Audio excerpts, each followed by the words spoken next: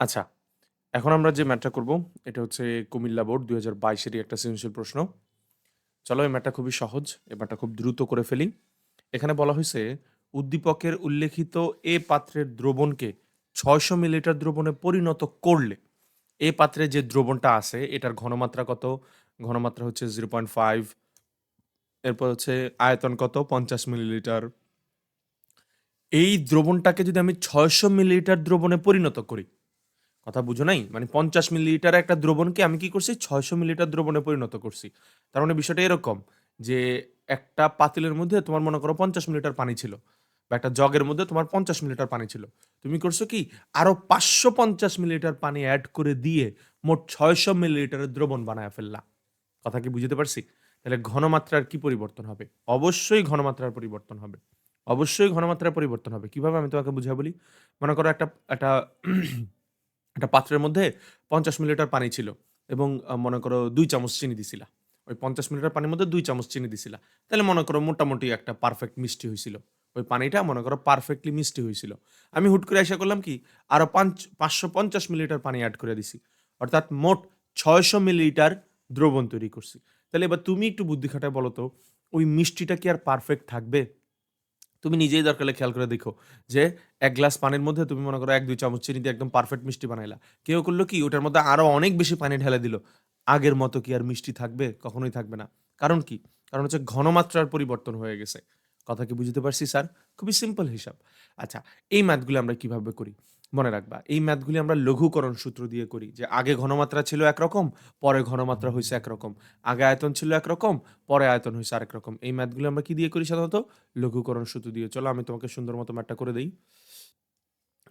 তুমি লিখবা ধরি, ধরি বা দেওয়া আছে, দেওয়া আছে।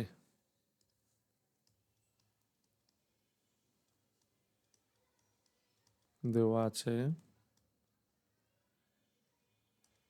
আ আদি আয়তন মানে আগের আয়তন। আদি আয়তন, আদি আয়তন হচ্ছে V1। আদি আয়তন কত দেখো তো? আগের আয়তন ছিল ৫০ মিলিলিটার। ৫০ মিলিলিটার।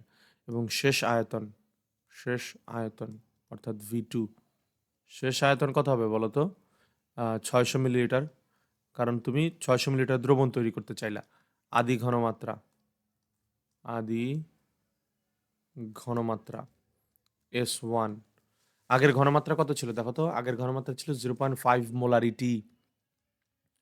0.5 মোলারিটি। আর শেষ ঘনমাত্রা S2 ইকুয়াল টু হোয়াট? এটাই তোমাকে বের করতে বলা হয়েছে। কথা কি স্যার বুঝতে পারছি? সূত্র কি হবে? S1 V1 equal to S2 V2। ওকে? তাহলে এবার কি হবে বলো তো? S1 V1 equal to S2 V2। এখান থেকে আমি S2 বের করব। তার মানে S2 ইকুয়াল টু কি হবে বলো? S1 V1 divided by V2। S1 এর মান কত স্যার? 0.5 ইন্টু V1 এর মান কত? ৫০। V1 এর মান হচ্ছে ৫০। S1 এর মান 0.5, V1 এর মান ৫০ আর V2 এর মান কত? V2 এর মান ৬০০। এবার আমি যদি মোট ক্যালকুলেশন করি, তাহলে আমার অ্যান্সার আসবে 0.04242 মোলারিটি। শেষ। তার মানে দেখো ঘনমাত্রা কিন্তু কমে গেছে। আরো তুমি ৫৫০ মিলিলিটার পানি এড করছো। করে মোট কতটুকু বানাইছো এবার আয়তন? আয়তন বানাইছো ৬০০ মিলিলিটার। ৬০০ মিলিলিটার যখন আয়তন হবে, আগের ঘনমাত্রা ছিল কত? 0.5 মোলারিটি অর্থাৎ সেমি মোলার ছিল। এখন ঘনমাত্রা 0.042 অর্থাৎ অনেক বেশি ঘনমাত্রা কমে গেছে। Clear sir? আশা করি তোমাকে বুঝাতে পারছি। চলো পরের ম্যাথটা স্টার্ট করি। আচ্ছা, আমরা এখন কুমিল্লা বোর্ডের নাম্বার ম্যাথটা করব। এই ম্যাথটা খুব বেশি ইম্পর্ট্যান্ট। বাট এই ম্যাথটা করার আগে আমি তোমাদের অবশ্যই রিকোয়েস্ট করব, অবশ্যই তোমরা ম্যাথটা করার আগে রিসোর্সেস ভিডিওগুলি দেখে আসো। রিসোর্সেস ভিডিওতে কোন ম্যাথটা দেখবা জানো? আমি টাইটেল দিয়ে রাখবো, মানে টাইটেল দিয়ে রাখছি তোমার টাইট্রেশন এবং নির্দেশকের ব্যবহার। অবশ্যই এই ভিডিওটা দেখে আসো। ওই ভিডিওটা দেখে আসলে এটা তোমার জন্য বোঝা কোনো ব্যাপারই না ইনশাল্লাহ। আমি ওখানে A to Z বিস্তারিত আলোচনা করছি। Okay sir? আচ্ছা, আরেকটা জিনিস বলতে চাই সেটা হচ্ছে এই ম্যাথটা ২ টা ওয়েতে করা যায় টাইপ 1 এবং টাইপ 2। আমি ২ টা টাইপই করে দিছি। তোমার যেই টাইপ ভাল লাগে বা যেই টাইপ তোমার কাছে সহজ লাগে তুমি অবশ্যই সেই টাইপে এই ম্যাথটা করে ফেলো। Okay sir? দেখো, আমি তোমার লাইন টু লাইন পড়ে বুঝায় দিচ্ছি। এইখানে টাইপ 1 এ আমি ম্যাথটা হচ্ছে বাংলা কথা দিয়ে লিখছি। মানে বাংলা কথা দিয়ে তুমিও ম্যাথটা করতে পারবা। মানি এই প্রশ্নটা সলভ করতে পারবা। অথবা এই যে ম্যাথমেটিক্যালি করার পরে এই চিত্রটা এঁকে তুমি এই ঘ নাম্বার প্রশ্নটার উত্তর দিতে পারবা। মানে এই ২ টা ওয়েতে। তোমার যেটা ভালো লাগে তুমি সেটাই চুজ করে নাও। Clear sir? ওকে। চলো তাহলে স্টার্ট করি। আচ্ছা, দেখো এইখানে প্রশ্নটা কি বলা হয়েছে আমি তোমাকে আগে প্রশ্নটা বুঝিয়ে বলি। বলছে প্রশমন রেখার সাহায্যে। তার মানে এগুলি এক ধরনের প্রশমন রেখা। এই যে এই জায়গাটা মূলত প্রশমন রেখা। ঠিক আছে? প্রশমন রেখার সাহায্যে উদ্দীপকে উল্লেখিত আ A ও B দ্রবণের প্রশমনে, A ও B দ্রবণের প্রশমনে। কথাটা মানে বুঝছো? স্যার A কি? A যৌগটা হচ্ছে একটা অ্যাসিড HCl আর B যৌগটা কি? একটা ক্ষারক। তাহলে অ্যাসিড আর ক্ষারক যদি বিক্রিয়া না করে তাহলে কি প্রশমন হয়? তার মানে অবশ্যই তোমাকে এই ২ টাকে বিক্রিয়া করাইতে হবে। এবং বলছে প্রশমনে ব্যবহৃত উপযুক্ত নির্দেশক। এরা যখন প্রশমন বিক্রিয়া করবে তখন তোমাকে যে নির্দেশক ব্যবহার করতে বলছে সেটাও বিশ্লেষণ করতে বলছে। তার মানে তোমাকে চিত্র ব্যবহার করতে বলছে। এই যে দেখো প্রশমন রেখার সাহায্যে। প্রশমন রেখা বলতে এই চিত্রের কথা বুঝাচ্ছি আমি। এই চিত্র দিয়ে আমাকে বলছে আ আ প্রশমন বিক্রিয়া করাইতে। তার মানে আমাকে চিত্র আঁকতে হবে। ২ নম্বর হচ্ছে আমাকে কোন নির্দেশক ব্যবহার করতে হবে সেটার কথাও বলতে হবে। কথা কি বুঝতে পারছি? তার মানে তোমার এই প্রশ্ন ২ টা জিনিস তোমার কাছে জানতে চাওয়া হইছে। আশা করি তোমরা যেহেতু রিসোর্সেস ভিডিও দেখে আসছো তোমরা এই নির্দেশক কি জিনিস, কোনটা কি জিনিস সবই বুঝো। ঠিক আছে? তারপরেও যদি কোথাও প্রয়োজন হয় ম্যাথ বুঝানোর সময় আমি অবশ্যই তোমাদেরকে শিখায় দিব ইনস্ট্যান্ট। দেখো, বলা হইছে নির উদ্দীপকের এ পাত্রের দ্রবণটি হচ্ছে HCl যেটা একটা তীব্র অ্যাসিড এবং Na2CO3 একটা দুর্বল ক্ষারক। তার মানে এটা হচ্ছে একটা শক্তিশালী অ্যাসিড এবং এটা হচ্ছে একটা দুর্বল ক্ষারক। Okay sir? বলা হয়েছে তীব্র অ্যাসিড ও দুর্বল ক্ষারকের ট্রাইট্রেশনে উৎপন্ন লবণের জলীয় দ্রবণ কিছুটা অ্যাসিডিক হয়। কথাটা খুবই সত্য। আমি তোমাকে ছোট্ট করে একটু বুঝিয়ে দিই, যদিও রিসোর্সেস ভিডিওতে বুঝানো হয়েছে তারপরেও বুঝিয়ে দিই। দেখো, তীব্র অ্যাসিড নিলা মানে শক্তিশালী অ্যাসিড নিলা আর দুর্বল ক্ষারক নিলা। নেওয়ার পরে কি হবে একটু চিন্তা করো। তুমি অ্যাসিড নিলা শক্তিশালী, ক্ষারকটা নিলা দুর্বল। তাহলে ওই শক্তিশালী অ্যাসিডটা সব ক্ষারককে কি শেষ করে ফেলবে না? শেষ করে ফেলার পরে যে দ্রবণটা তৈরি হবে বা যে প্রশমন বিক্রিয়াটা হবে, সেই প্রশমন বিক্রিয়াটা কি অ্যাসিডীয় হবে না?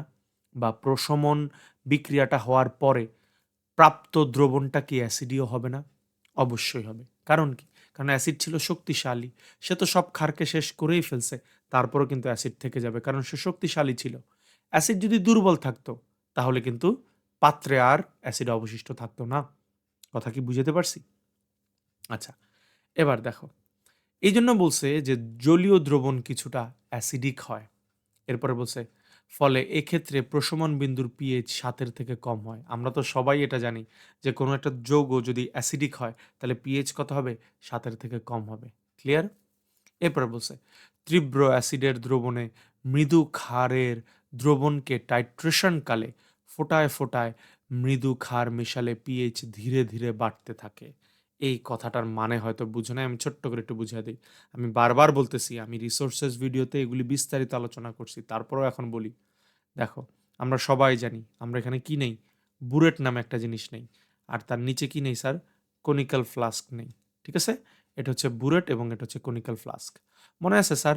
আমি রিসোর্সেস ভিডিওতে তোমাদেরকে বলছিলাম যে বুরেটে যাকে ব্যবহার করবা তাকে কোন অক্ষে রাখতে হবে বলো তো? বুরেটে যাকে ব্যবহার করবা তাকে রাখবা এক্স অক্ষে এবং কনিক্যাল ফ্লাস্কে যাকে ব্যবহার মানে কনিক্যাল ফ্লাস্কে যাকে রাখবা তাকে রাখতে হবে ওয়াই অক্ষে। এর কারণ কি? কারণগুলা রিসোর্সেস ভিডিওতে আছে। বুঝে নাও ওইখান থেকে। ওকে।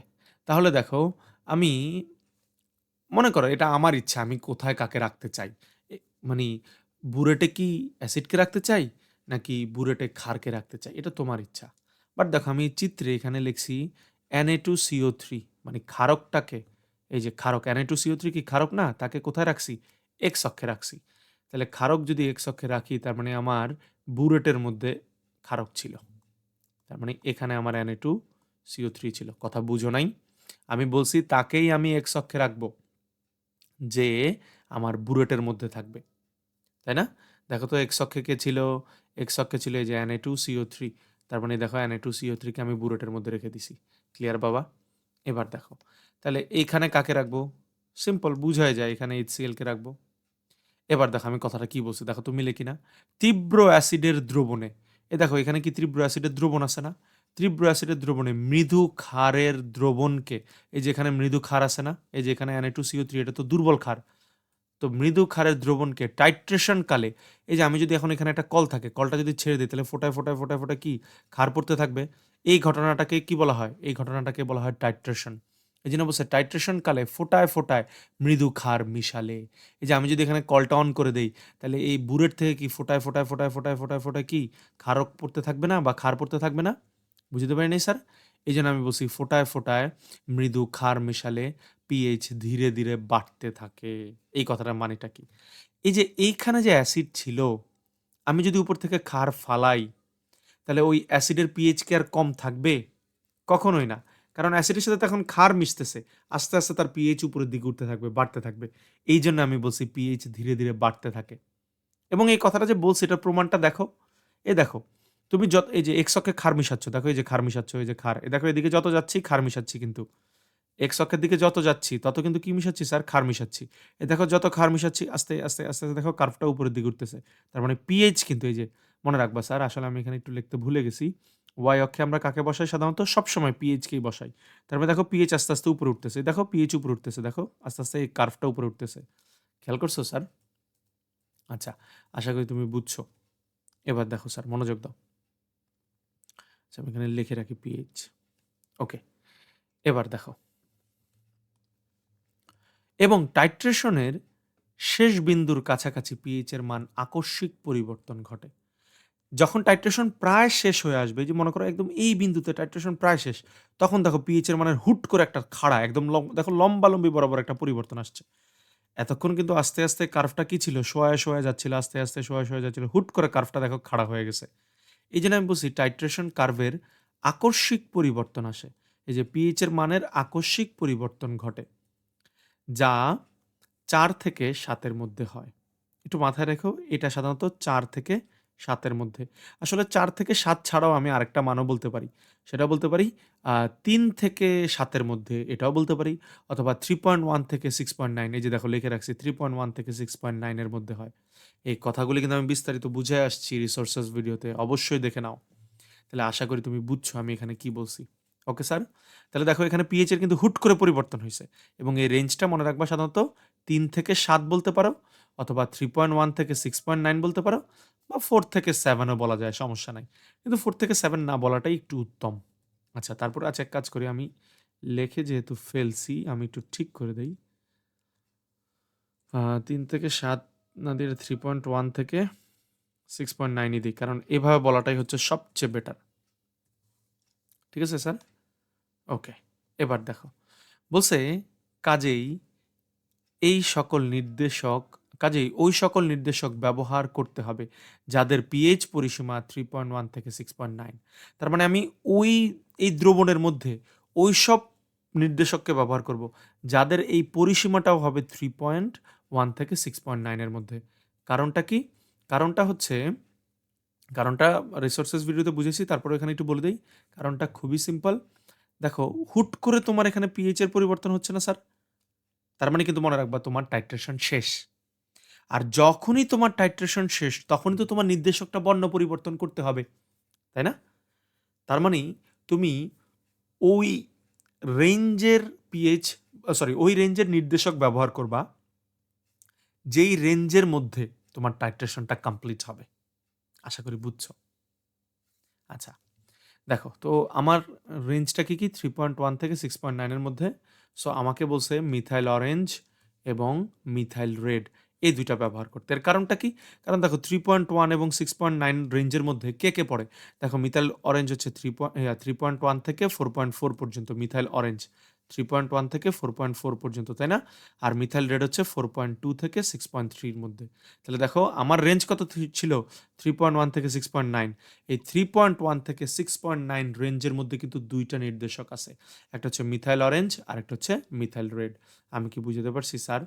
দেখো আমি এই কথাগুলি কিন্তু আবার এইখানে লিখেও দিছি, বড় করে লিখে দিছি, দেখো এই যে দেখো, তুমি ভালো করে দেখে নাও। এই যে দেখো, তুমি দেখো না এখানে যে পিএইচ এর যে রেঞ্জ, তোমার পিএইচ এর রেঞ্জ কত? 6.1 থেকে, সরি 3.1 থেকে 6.9 এর মধ্যে। তুমি দেখো তো 3.1 থেকে 6.9 এর মধ্যে কোন কোন নির্দেশক এখানে পড়ে। যেই যে নির্দেশক 3.1 থেকে 6.9 এর মধ্যে থাকবে, সেই নির্দেশককে এই বিক্রিয়ার জন্য ব্যবহার করা যাবে। তুমি দেখো মিথাইল অরেঞ্জ আর মিথাইল রেড ছাড়া কিন্তু কাউকেই খুঁজে পাবে না। আশা করি আমি তোমাকে বুঝাতে পারছি স্যার। ওকে, এবার দেখো, এবার দেখো, এবার কি হবে স্যার?